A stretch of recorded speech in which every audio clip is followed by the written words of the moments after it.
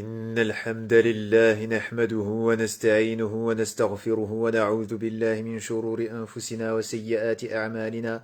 من يهده الله فلا مضل له ومن يضلل فلا هادي له، وأشهد أن لا إله إلا الله وحده لا شريك له، وأشهد أن محمدا عبده ورسوله. فقد قال تعالى: يا أيها الذين آمنوا اتقوا الله حق تقاته ولا تموتن إلا وأنتم مسلمون. يا أيها الناس اتقوا ربكم الذي خلقكم من نفس واحدة وخلق منها زوجها وبث منهما رجالا كثيرا ونساء، واتقوا الله الذي تساءلون به والأرحام إن الله كان عليكم رقيبا. يا أيها الذين آمنوا اتقوا الله وقولوا قولا سديدا يصلح لكم أعمالكم ويغفر لكم ذنوبكم، ومن يطع الله ورسوله فقد فاز فوزا عظيما.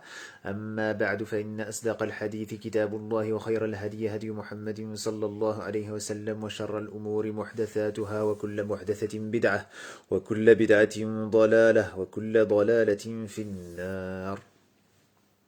Assalamu alaikum wa rahmatullahi wa barakatuh. Bienvenue sur Radio Al-Fath, la radio de la conquête des idées. Chers frères, chères sœurs, chercheurs de la vérité. Même si la vérité est léguée par la révélation, est présente. Et nous n'avons qu'à tendre la main pour s'en saisir, pour la saisir en tant que telle.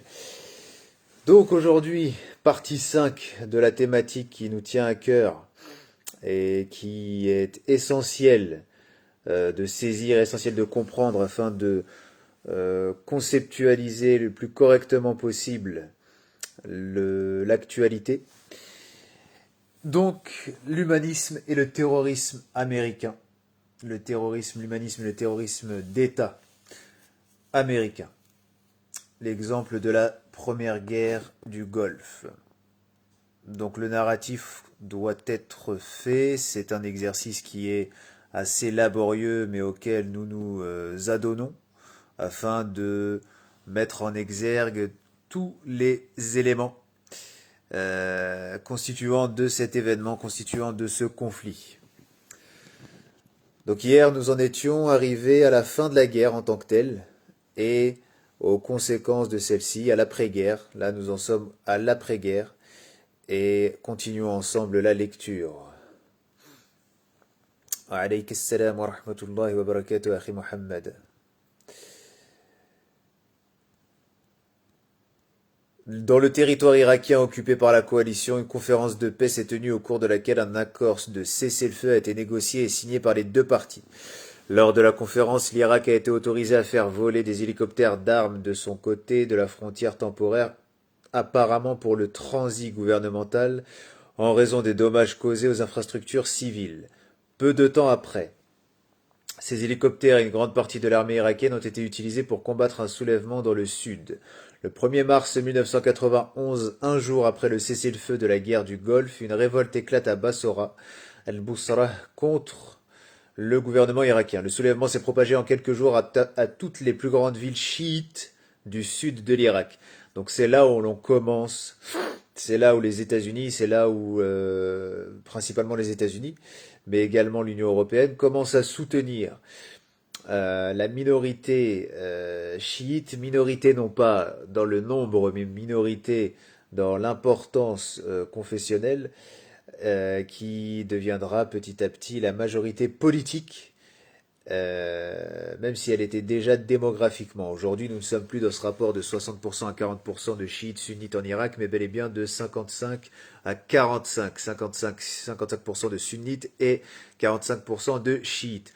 Donc, dès l'année 1991, nous sommes en présence d'un soutien américain, officieux, bien sûr, puisqu'en réalité la guerre du Golfe a été dans la forme, dans le narratif officiel gagné par les États-Unis, mais ça a été un échec pour les États-Unis qui se solde encore une fois par un massacre de masse, par le massacre donc de l'autoroute 80, dite autoroute de la mort, Highway of Death, ainsi que sur l'autoroute 8, qui est un embranchement de l'A80 irakienne.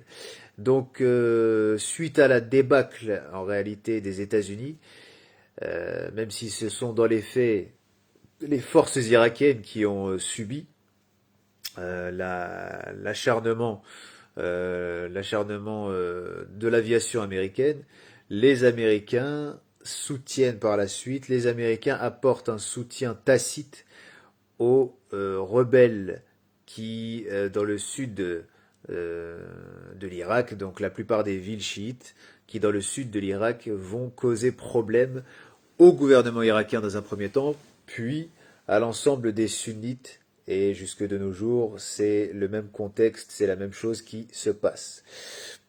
Donc Najaf, Amara, Diwania, Hilla, Karbula, Kout, Nasiriya et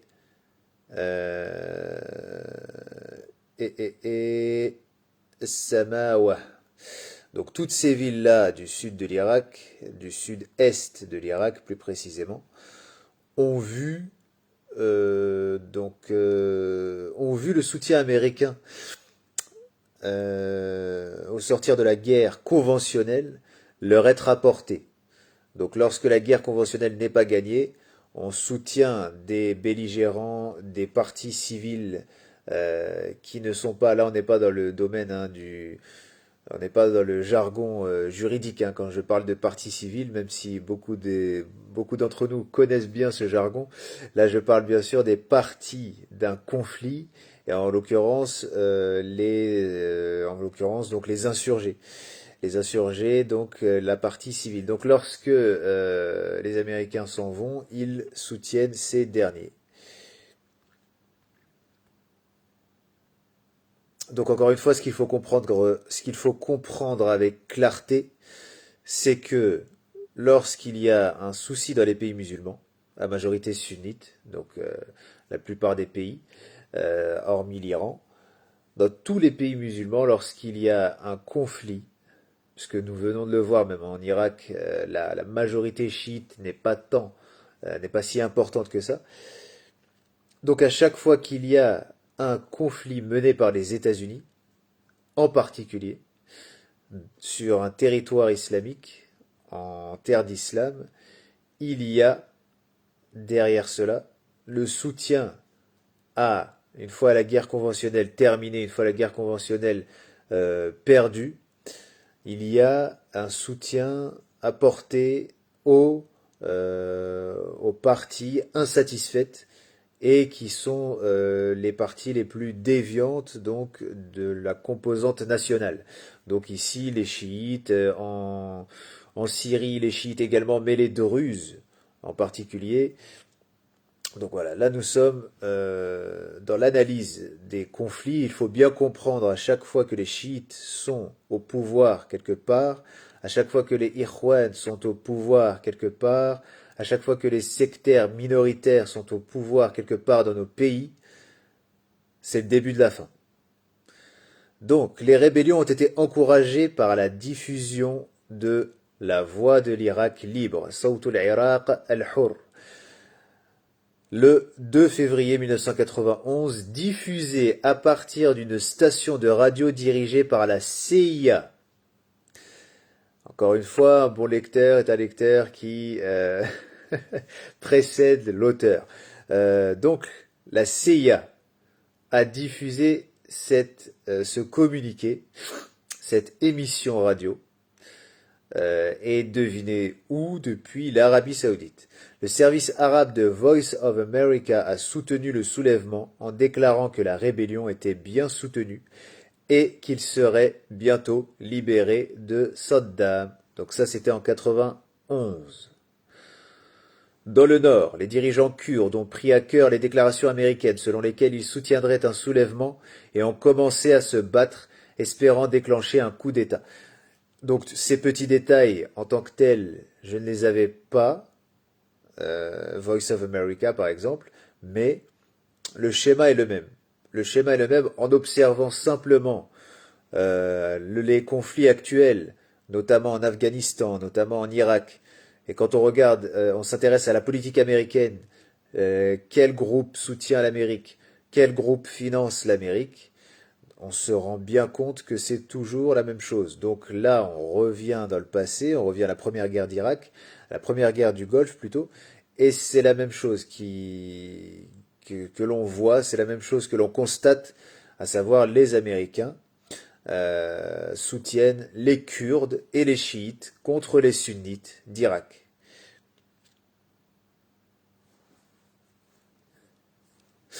Donc les dirigeants kurdes ont pris à cœur les déclarations américaines selon lesquelles ils soutiendraient un soulèvement et ont commencé à se battre, espérant déclencher un coup d'État. Cependant, en l'absence de soutien américain, les généraux irakiens sont restés fidèles à Saddam et ont brutalement écrasé le soulèvement kurde et le soulèvement dans le sud, puisque là il n'était pas question d'un soutien militaire direct, mais d'un soutien moral, d'un soutien médiatique, d'un soutien philosophique et politique. Et à ce moment-là, le soulèvement kurde n'a pas eu les résultats, n'a pas amené aux résultats escomptés par les Kurdes eux-mêmes. Et voilà, ils ont été écrasés donc par le régime irakien. Des millions de Kurdes ont fui à travers les montagnes vers la Turquie et les régions kurdes d'Iran. Le 5 avril, le gouvernement irakien a annoncé l'écrasement complet des actes de sédition, de sabotage et d'émeutes dans toutes les villes d'Irak. On estime que 25 000 à 100 000 Irakiens ont été tués lors des soulèvements. Ces événements ont abouti plus tard à l'établissement de zones d'exclusion aérienne dans le nord et le sud de l'Irak. Au Koweït, l'émir a été rétabli et les collaborateurs irakiens présumés ont été réprimés. Finalement, plus de 400 000 personnes ont été expulsées du pays, dont un grand nombre de Palestiniens en raison du soutien de l'OLP à Saddam. Yasser Arafat ne s'est pas excusé pour son soutien à l'Irak, mais après sa mort, Mahmoud Abbas a officiellement présenté ses excuses en 2004 au nom de l'OLP. Donc Mahmoud Abbas, qui vient toujours montrer patte blanche vis-à-vis des États-Unis et qui vient pas systématiquement, mais de nombreuses fois demander pardon, s'excuser pour les bonnes décisions qu'ont pris ses semblables, ses aïeuls sur le terrain de l'engagement politique. Donc Yasser Arafat, qui est le maître à penser et même le mentor de Mahmoud Abbas, et Mahmoud Abbas qui vient s'excuser du soutien de ce dernier donc au gouvernement, au régime irakien de l'époque. Donc régime dont nous avons expliqué que l'évolution religieuse était telle que avant, donc à partir des années 90, nous observons une islamisation des institutions du pays. Et malheureusement, donc Mahmoud Abbas s'excuse de cela, du soutien apporté à ces derniers. Wa alaykoum salam.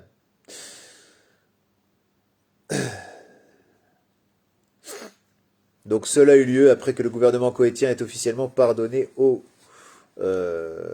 groupe palestinien de l'OLP. L'administration Bush a été critiquée car elle a choisi de permettre, donc Bush père, on se souvient, car elle a choisi, cette administration, de permettre à Saddam de rester au pouvoir au lieu de pousser pour capturer Bagdad et renverser son gouvernement. Donc ça c'est en 90-91. Mais son fils viendra et fera le travail à sa place, finira le travail à sa place comme nous le savons tous. Dans leur livre coécrit en 1998, A World Transformed, Bush et Brent Scowcroft ont fait valoir qu'un tel cours aurait fracturé l'alliance et aurait entraîné de nombreux coups politiques et humains inutiles. En 1992, le secrétaire général à la Défense pendant la guerre, Dick Cheney, a fait la même remarque. Je suppose que si nous y étions allés, nous aurions encore des forces à Bagdad aujourd'hui. Nous dirigerions le pays. Nous n'aurions pas pu faire sortir tout le monde et ramener tout le monde à la maison. Et le dernier point qui, je pense, doit être fait est cette question des victimes. Je ne pense pas que vous auriez pu faire tout cela sans d'importantes pertes supplémentaires aux États-Unis, et bien que tout le monde ait été extrêmement impressionné par le faible coût du conflit de 1991 pour les 146 Américains qui ont été tués au combat et pour leurs familles, il n'était pas une guerre. Il ne s'agissait pas d'une guerre bon marché. Et la question qui me vient à l'esprit est la suivante. Combien de victimes américaines supplémentaires vaut Saddam Hussein? Donc lui, il avait dit vos Saddam. Donc il est précisé Hussein. Et la réponse est pas tant que ça. Donc je pense que nous avons bien fait les choses, à la fois lorsque nous avons décidé de l'expulser du Koweït, mais aussi lorsque le président a pris la décision que nous avions atteint nos objectifs, et que nous n'allions pas nous enliser dans les problèmes dans les problèmes locaux, essayant de prendre le pouvoir et gouverner l'Irak. Le 10 mars 1991, 540 000 soldats américains ont commencé à quitter le golfe Persique. Le 15 mars 1991, la coalition dirigée par les États-Unis a rétabli au pouvoir le cheikh Jabir al-Ahmed al-Sabah, qui est la famille régnante au Koweït.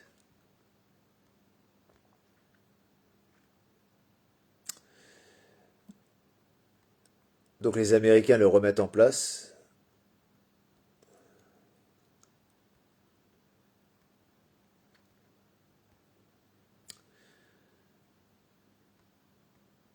Et suivant cela,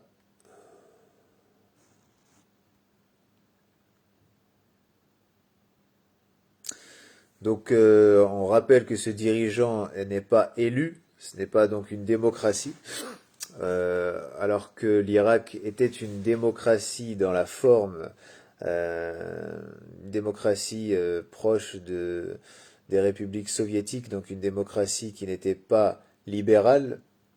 Euh, et malheureusement, enfin, malheureusement pour l'opinion américaine, hein, qui a pu constater que son régime était incohérent, malgré cela, le président irakien était une cible prioritaire, alors que le potentat koweïtien, lui, a été toléré par les Américains.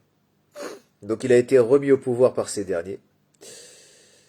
Les défenseurs de la démocratie koweïtienne avaient réclamé la restauration du Parlement que l'émir avait suspendu en 86.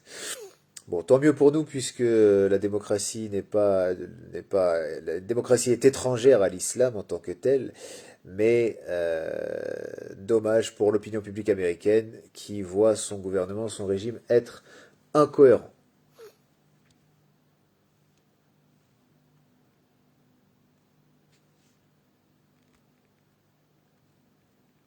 Alors.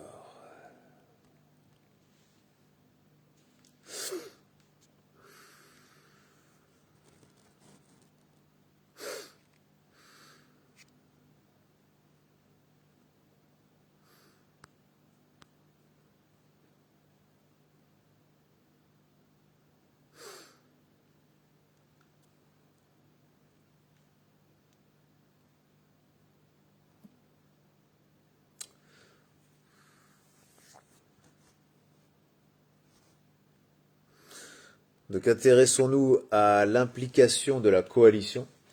Les membres de la coalition comprenaient l'Argentine, l'Australie, le Bahreïn, le Bangladesh, la Belgique, le Canada, la Tchécoslovaquie, le Danemark, l'Égypte, la France, la Grèce, le Honduras, la Hongrie, l'Italie, le Koweït, la Malaisie, le Maroc, les Pays-Bas, la Nouvelle-Zélande, le Niger, la Norvège, Oman, le Pakistan, les Philippines, la Pologne, le Portugal, le Qatar, la Roumanie, l'Arabie Saoudite, le Sénégal, la Corée du Sud, l'Espagne, la Suède, la Syrie, la Turquie, les Émirats Arabes Unis, le Royaume-Uni de Grande-Bretagne et d'Irlande du Nord et les États-Unis d'Amérique. Tant de pays pour s'occuper de l'armée irakienne.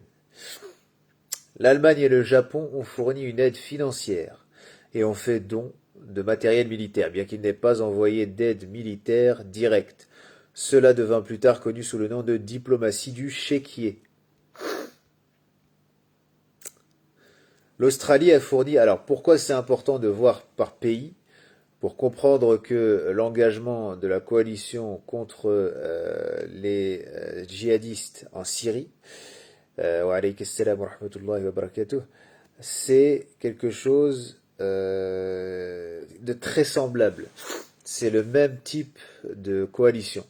C'est à peu près les mêmes pays qui aujourd'hui sont engagés contre les djihadistes qu'ils l'étaient contre le régime irakien.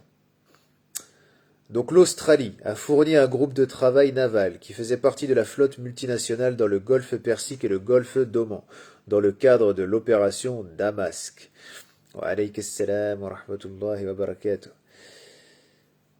En outre, des équipes médicales ont été déployées à bord d'un navire hôpital américain et une équipe de plongeurs démineurs de la marine a participé au déminage des installations portuaires du Koweït après la fin des opérations de combat.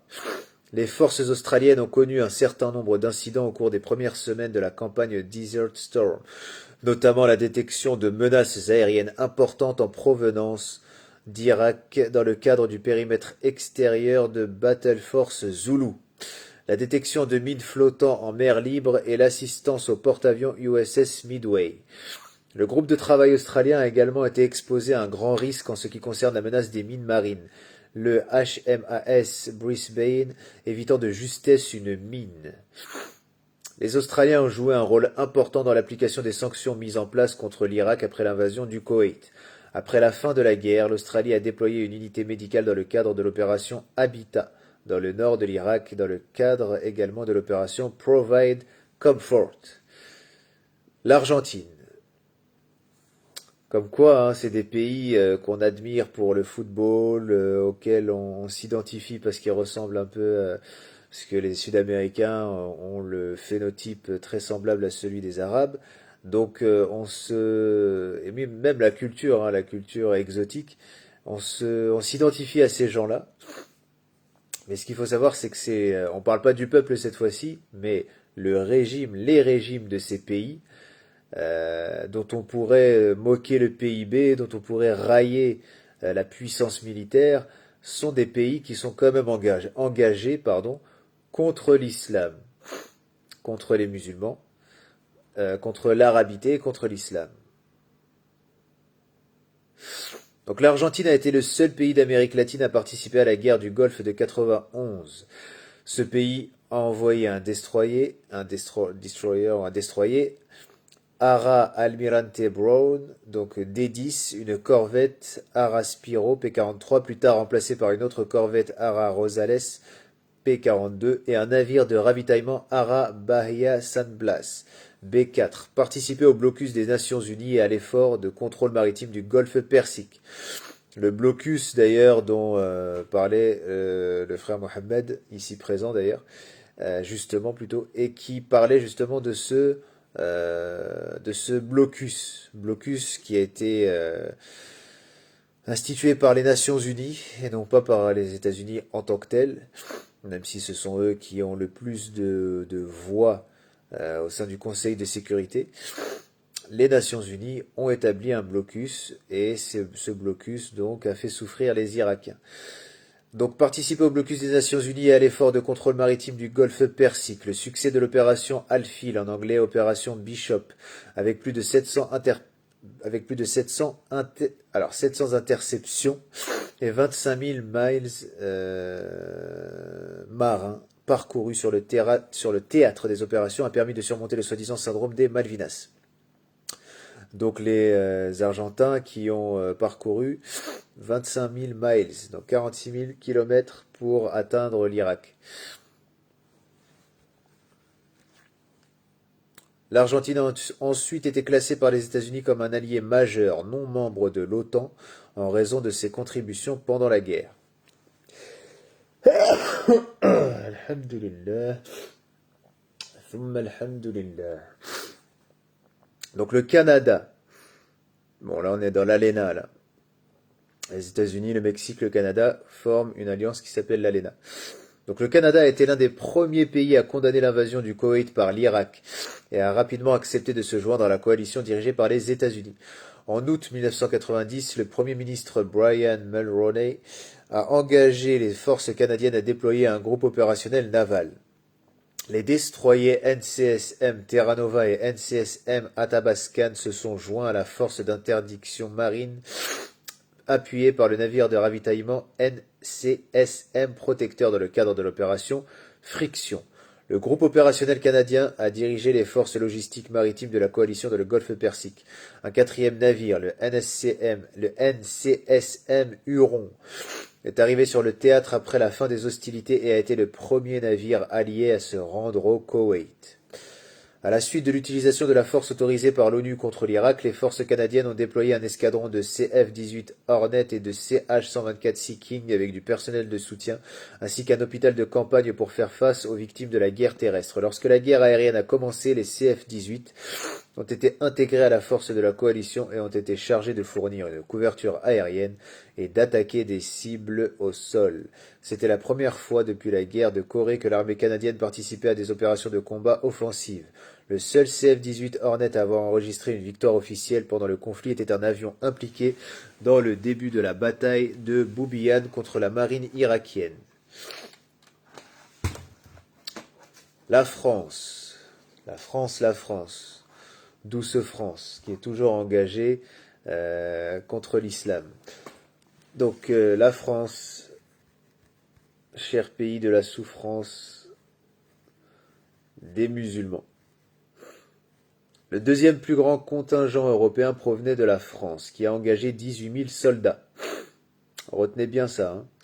Donc la guerre du Golfe, les États-Unis, le Canada, la France sont les plus grands contributeurs. Le Royaume-Uni, bien sûr, avant cela. Le deuxième plus grand. Bon, alors, je reviens dans 2 secondes.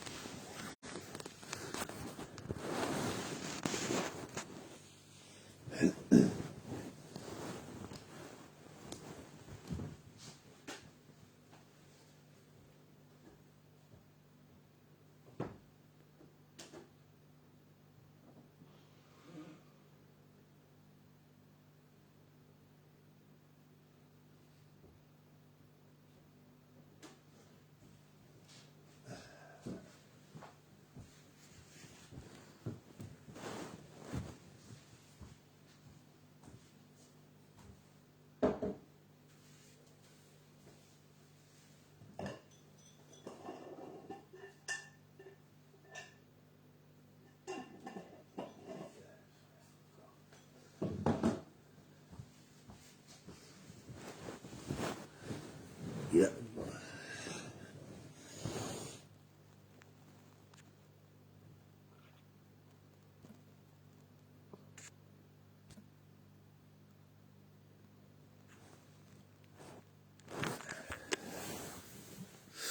Donc la France qui est engagée sur tous les théâtres d'opération concernant l'islam, comme nous l'avons dit.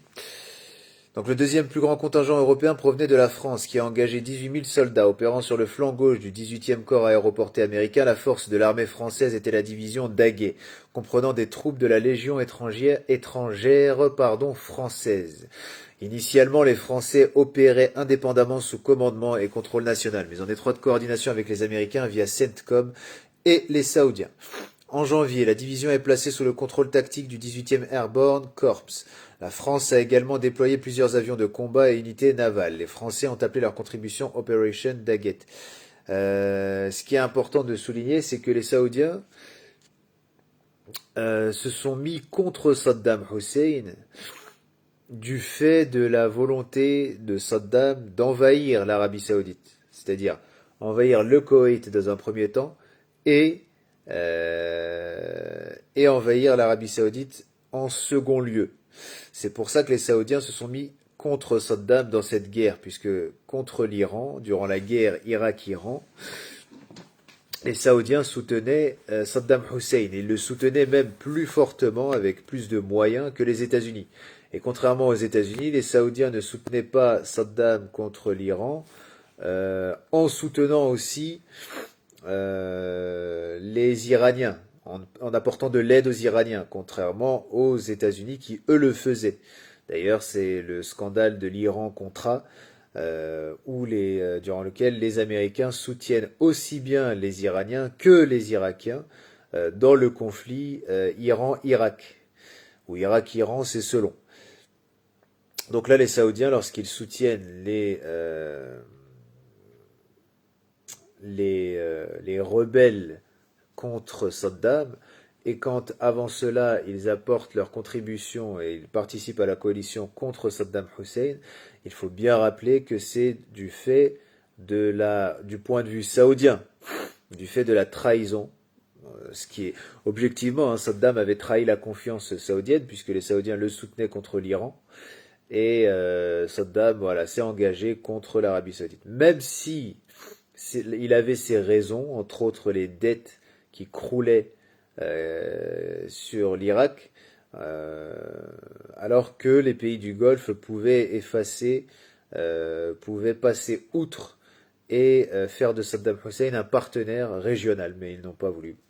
Donc voilà, c'était pour préciser ce petit détail. Donc la France a également déployé plusieurs avions de combat et unités navales, ça on l'a dit. L'Italie, suite à l'invasion et à l'annexion du Koweït par l'Irak le 25 septembre 1990, le gouvernement italien a envoyé 8 chasseurs bombardiers multi-rôles Tornado IDS, plus 2 de réserve dans le golfe Persique appartenant au 6e, 36e et 50e Stormo qui ont été déployés à la base aérienne d'El Zafra près d'Abu Dhabi, aux Émirats arabes unis. Pendant les 42 jours de guerre, les chasseurs italiens ont effectué 226 sorties pour un total de 589 heures de vol. L'armée de l'air italienne a enregistré la perte d'un seul avion pendant la guerre du Golfe. L'utilisation d'avions italiens dans le cadre de l'opération Desert Storm a représenté le premier emploi opérationnel dans des missions de combat d'avions de l'armée de l'air italienne après la fin de la Seconde Guerre mondiale. Donc tous les pays engagés contre l'Irak dans les années 90, donc enfin, au début des années 90, 90-91, se sont, comme on dirait, refaits. L'Italie n'avait pas mené de guerre, n'avait pas mené d'opérations extérieures militaires depuis la Seconde Guerre mondiale. L'Arabie Saoudite était en volonté de puissance, de prendre de la force. L'Égypte également. Les États-Unis, depuis la débâcle vietnamienne, cherchaient de quoi redorer leur blason. Et surtout stratégiquement de quoi s'installer durablement dans la région. Donc voilà, toutes les nations qui se sont engagées dans cette guerre contre Saddam Hussein, contre l'Irak, durant l'invasion du Koweït, ont tiré profit de ce conflit. Royaume-Uni.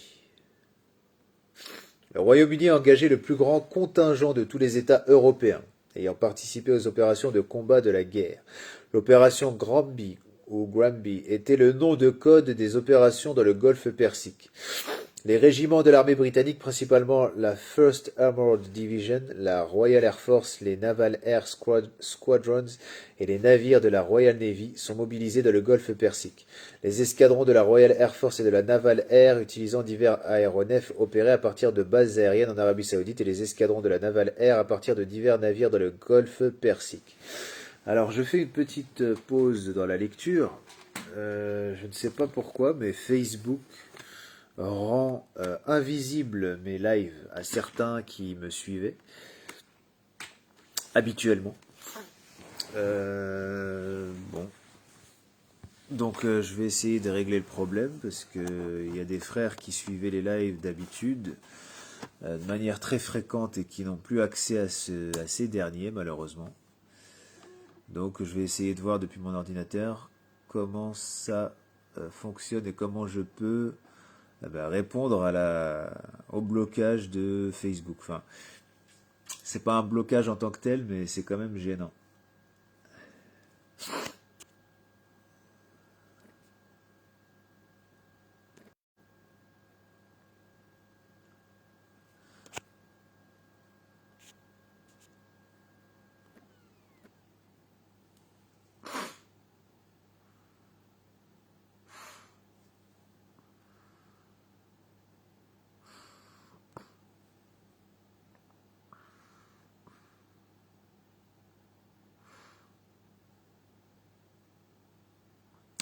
Akhi Mohamed, je te fais monter comme ça tu peux traiter du sujet de la question en apportant des éléments.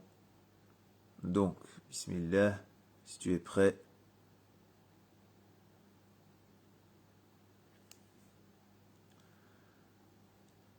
Alors,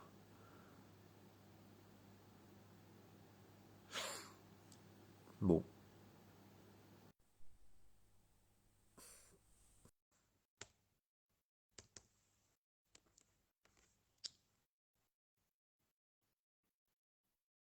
Salam alaikum. عليك السلام ورحمة الله وبركاته. كيف الحال؟ Ça va, alhamdoulilah, et toi? الحمد لله. ثم الحمد لله. Alors, attends.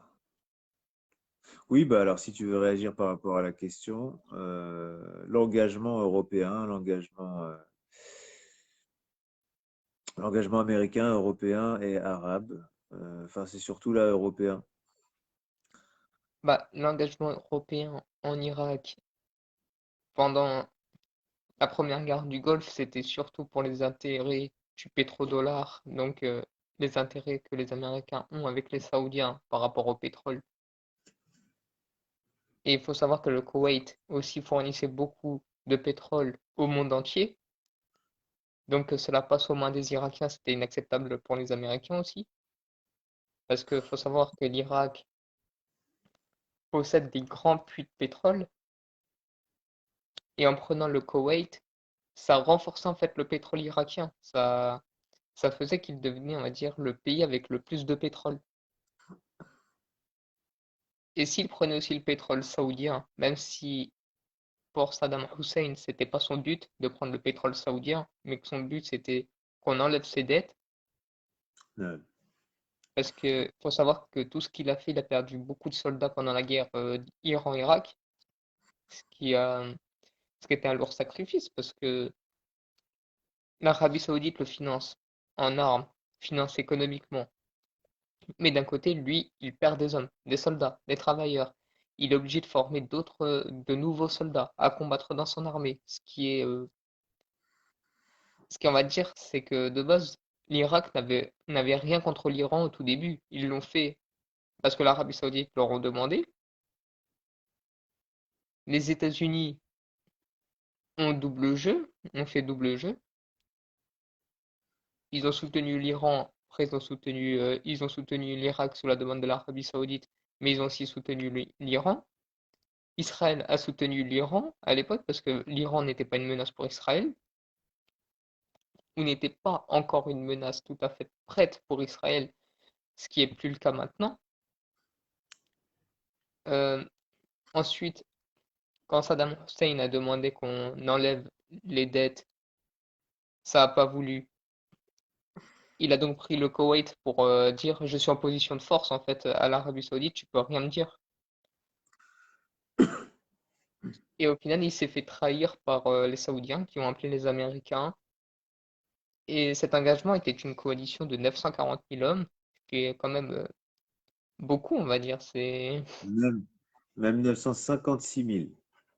C'est 956 presque, 000. c'est presque d'Abek, en fait. Mais ce qui est aussi impressionnant, c'est que il n'y a pas eu une si grande résistance de l'armée irakienne, en fait. Elles savaient déjà très bien qu'elles allaient perdre. C'est pour ça que la plupart, ils ont déposé les armes. Mais la résistance est passée plus, on va dire, sur des personnes qui n'étaient pas en accord avec les Saoudiens, ou même quand il y a eu une résistance irakienne, elle a duré quelques heures, ce qui a dû faire du dégât matériel et du dégât parfois un peu humain, mais moins que la Seconde Guerre du Golfe, d'ailleurs, qui était encore pire pour les Américains.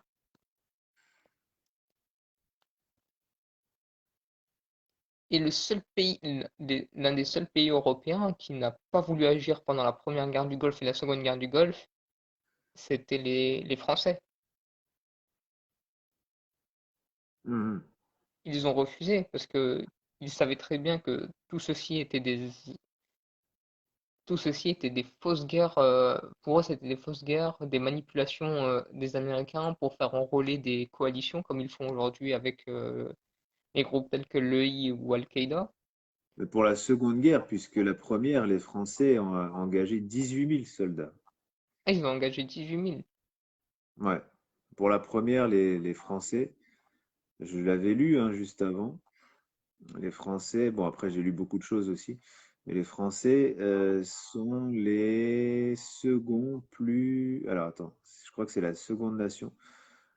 Ouais, le deuxième pays le plus grand, donc le deuxième plus grand contingent européen, donc après le Royaume-Uni, c'est la France qui a engagé 18 000 soldats. C'est Ah oui. via la division d'Aguet. Ah, donc ils ont participé à la première, mais pas à la deuxième alors. C'est ça, c'est ça. Et la Légion étrangère aussi était impliquée, enfin était engagée. Et durant la première guerre du Golfe, ce qu'on peut rajouter, c'est que la perte de Saddam Hussein était inévitable parce que, connaissant les Saoudiens, si on regarde le parcours de l'histoire,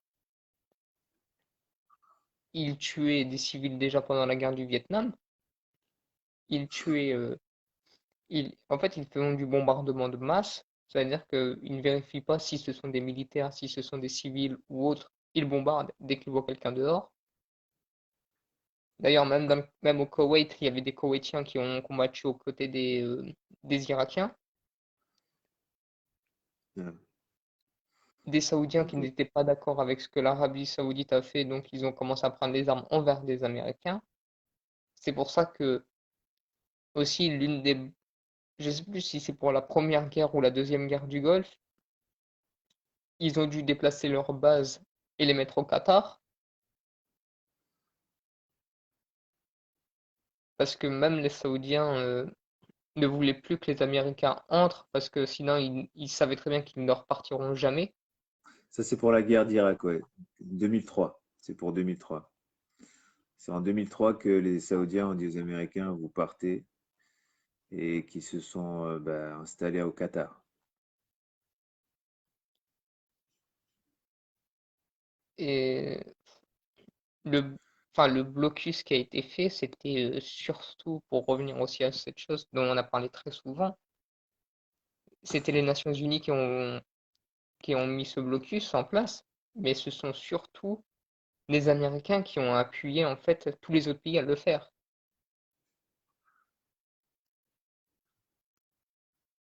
C'est là où c'est on va dire le plus grave, c'est que la majorité des pays en fait, que ce soit arabes ou européens, enfin l'Occident et l'Orient plutôt, ont tous abandonné Saddam Hussein et ont tous, on va dire, agi en mettant des sanctions. Même la Syrie, qui était pourtant alliée de l'Irak, ils se sont retournés.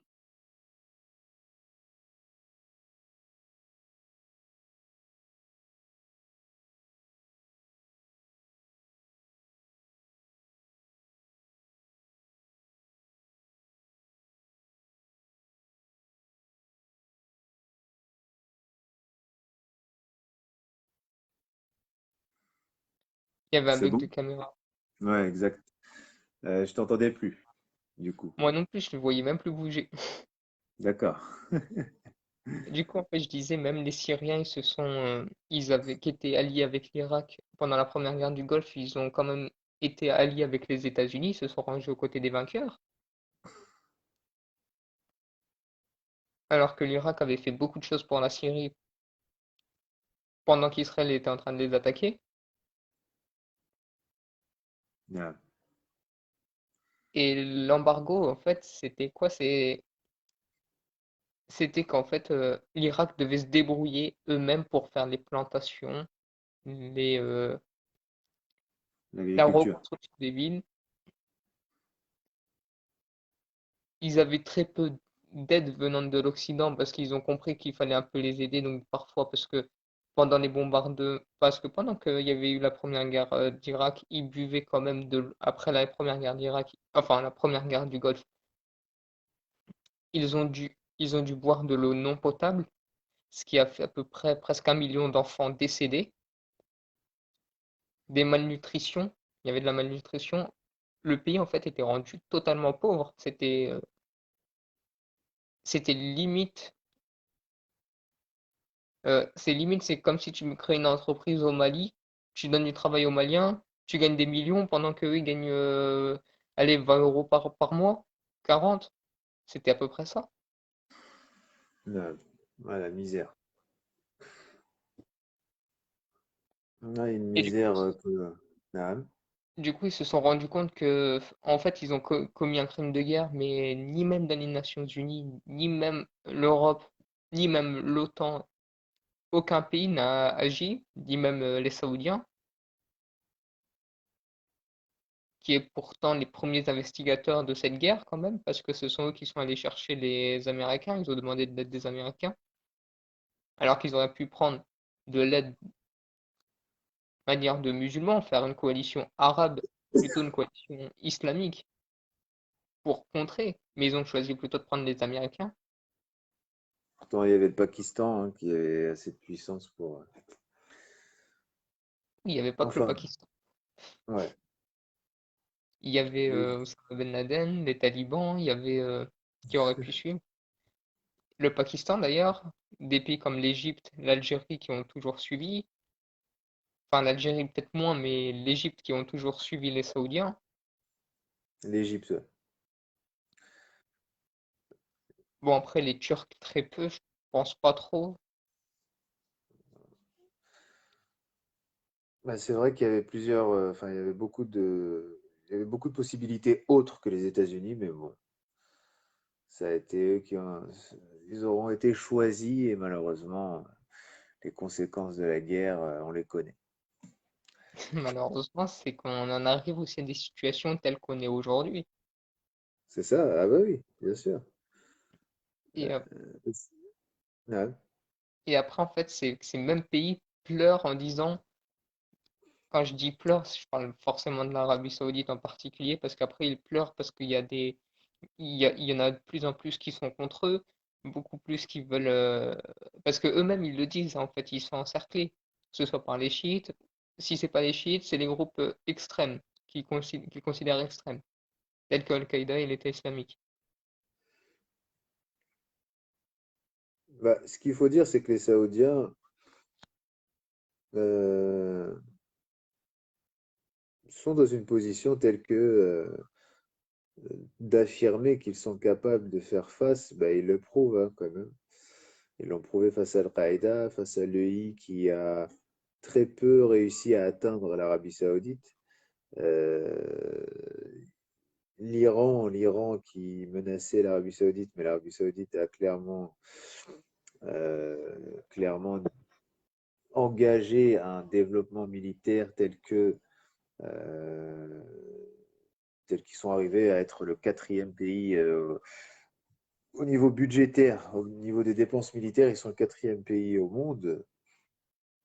Donc, ce que disent les Saoudiens, c'est que loin d'être dans une pleurniche, hein, c'est-à-dire qu'ils se plaignent, oui, ils se plaignent, c'est normal, mais ils sont plutôt dans une posture de ça va, on gère. Voilà, on gère, on est entouré justement d'ennemis et ça nous fait, ça renforce notre gloire. Ça, c'est les Saoudiens, c'est le discours saoudien.